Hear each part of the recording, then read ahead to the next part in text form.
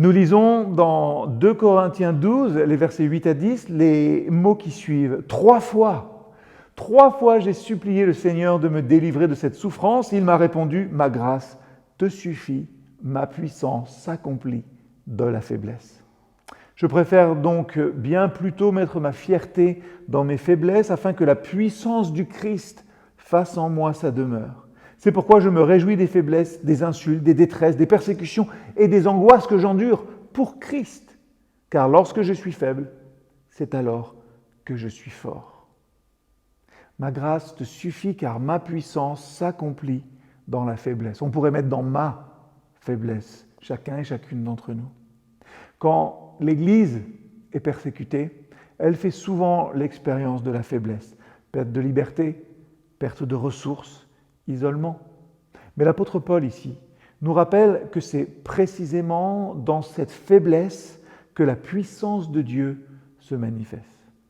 L'ONG Porte Ouverte souligne que dans plus de 70 pays, les chrétiens persécutés témoignent d'un étonnant courage et d'une foi toujours plus vive.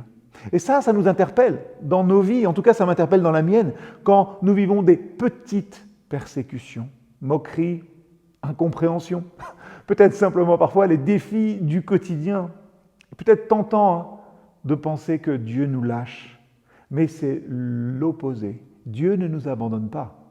Dans ces situations-là, il nous offre sa grâce.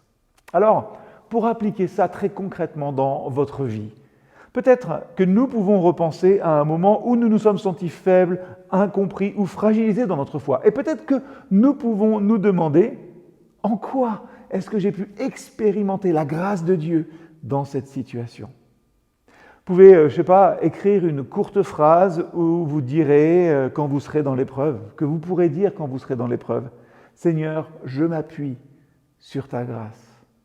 Et puis, vous pouvez aujourd'hui encourager quelqu'un de votre église ou d'un de vos groupes, des gens que vous connaissez, à partager justement une épreuve et à prier ensemble parce que la grâce de Dieu se manifeste quand nous sommes faibles. Et qui sait, la grâce de Dieu peut se manifester dans nos circonstances et dans nos épreuves.